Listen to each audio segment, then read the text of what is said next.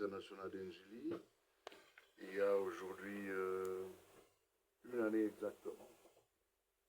Ça veut dire que à la fin du mois de juin, l'an passé, 2024, que nous sommes venus aux affaires et nous avons fait de notre mieux pour essayer de matérialiser la vision du chef de l'État par le truchement de notre directeur général Onango Mambaki avec son adjoint, sans oublier le président du conseil d'administration, le prof Kinké Moulumba. Je ne vais pas rentrer dans les détails, mais en une année, c'est bien de poser cette question, nous avons quand même fait quelque chose. Et nous avons essayé de réhabiliter la toiture du pavillon présidentiel, à tout seigneur, tout honneur. Quand on venait, on a profité de la saison sèche, comme maintenant, pour procéder à la réhabilitation de la toiture. À un certain moment, ça sointait. On a essayé d'attaquer la climatisation, les systèmes de climatisation de l'aérogare modulaire étaient défectués totalement, parce que c'est une climatisation centrale. Et on a essayé de chercher à réhabiliter avec les moyens de bord. On a changé carrément de système, ça nous a pris un peu de temps. On a trouvé les carousels où prennent les gens prennent les bagages qui est un état très défectueux, qui était en état défectué. Ça nous a pris beaucoup d'efforts pour la réhabilitation. Il y a les problèmes d'assainissement. Il fallait assainir le milieu. Assainir le milieu, pas seulement d'une manière esthétique, mais assainir le milieu avec la sécurité et la sûreté. Il y avait plein de monde au niveau des espaces réservés, au niveau du tarmac, au niveau des zones de retrait bagages, la lutte de tous les temps, parce que ça nous a pris beaucoup de temps. Jusqu'à présent, on devait assainir les milieux avec un tout petit peu d'embellissement. Je crois qu'aujourd'hui, les gens qui viennent à l'aéroport, beaucoup nous disent qu'ils ont trouvé que nous faisons un effort pour apporter une petite propreté et que l'aéroport réponde aux normes. Et nous avons créé toute une commission avec commission d'assainissement avec moyens généraux pour faire en sorte que les saletés qui restent au niveau de l'aéroport pendant toute la journée, les gens passent chaque nuit, ils ne dorment pas pour ramasser les ordures, assainir.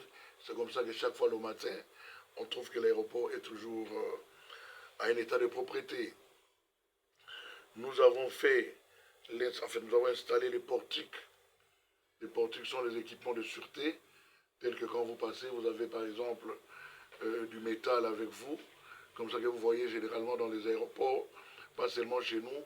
On nous exige, si vous voulez entrer dans une zone qui est réservée, on demande à ce qu'on enlève les ceintures, on enlève les chaussures. Ce n'est pas pour déranger, pour embêter, mais c'est en réalité pour respecter les normes de sûreté. Et alors avec ça, il y a des équipements qui doivent nous aider à détecter facilement. On a un grand nombre de détecteurs de métaux pour notre police. Nous avons attaqué la lumière. À un certain moment, l'aéroport était carrément dans le noir. Aujourd'hui, quand on venait la nuit, vous allez trouver, on a changé plus de 500 lampes, et puis changé carrément plus de 500 lampes, et puis réparer les circuits de plus de 1000 lampes. Parce qu'à l'aéroport, nous avons beaucoup de points noirs. Nous avions beaucoup de points noirs. Nous avons procédé à l'installation de différentes caméras. On a trouvé les caméras, mais il fallait mettre en sorte que tout ce qui se passe à l'aéroport soit surveillé. Nous avions des PCS, des postes de surveillance, des postes de contrôle de surveillance que nous avons disséminés dans tout l'aéroport. Ce sont des postes qui sont un peu cachés, c'est pas en fonction de tout le monde. Mais quand vous passez sur la plateforme, sachez que les gens sont en train de vous regarder quelque part. Ça nous a beaucoup aidé pour intercepter intercepter les gens qui voulaient outrepasser les rayons X, hein, avec les matières premières, avec de l'or, avec de l'argent, nos services d'aéroport, la police de l'aéroport de Njili, en collaboration avec les différents services, gère sur ces PCR et intercepte les gens. La preuve est que nous avons arrêté beaucoup de renégats qui voulaient à tout moment continuer avec les anciennes habitudes, faire sortir de l'argent sans passer par les circuits normaux.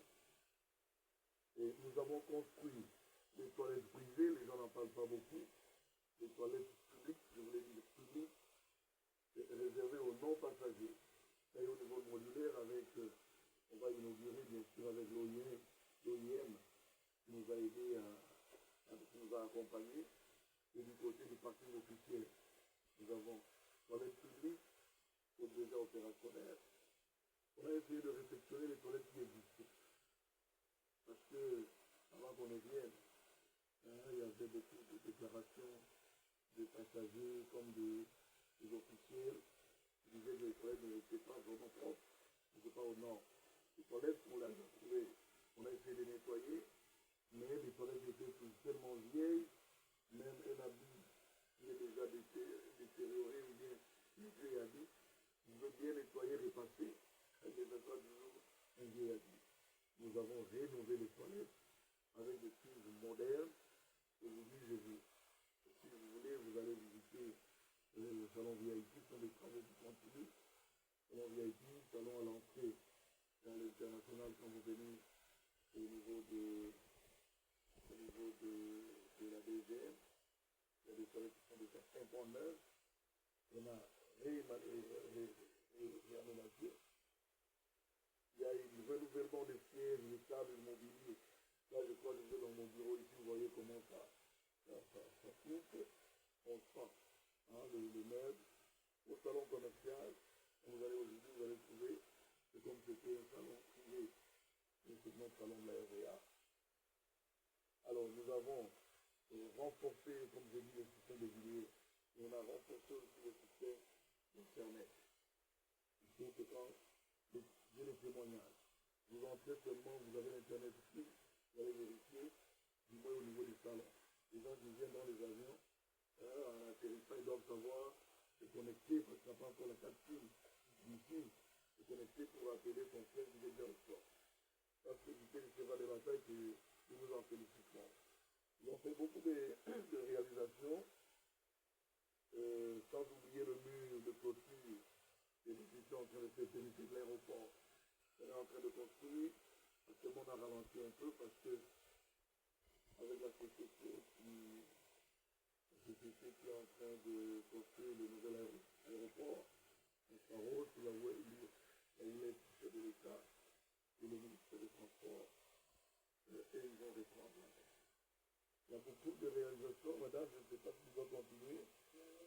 Il y a les plafonds, les couloirs, vous êtes rentrés, on a changé la lumière de plafond, donc on a acheté les véhicules anciens, les véhicules Flyco, les véhicules qui font que sous la piste, on sache chasser les oiseaux, qui sont peints par neuf, par le truchement, toujours par là, le dynamisme du comité de gestion, c'était par le camarade Léonard Ngomambaki. Nous avons fait les activités extra-aéronautiques, comme les afficheurs. Il y a des afficheurs qu'on appelle afficheurs de vol, qui actuellement ne sont plus des afficheurs de vol seulement. Les afficheurs font rentrer l'argent, les espaces sont des espaces publicitaires. Les différentes compagnies de contact pour faire leur publicité avec des afficheurs, de manière à ce qu'en plus de montrer les avions, on fait passer des spots publicitaires et ça va nous rapporter un peu d'argent parce que nous sommes une société commerciale. Je vois une main levée là-bas, oui madame. Les bus là sont opérationnels.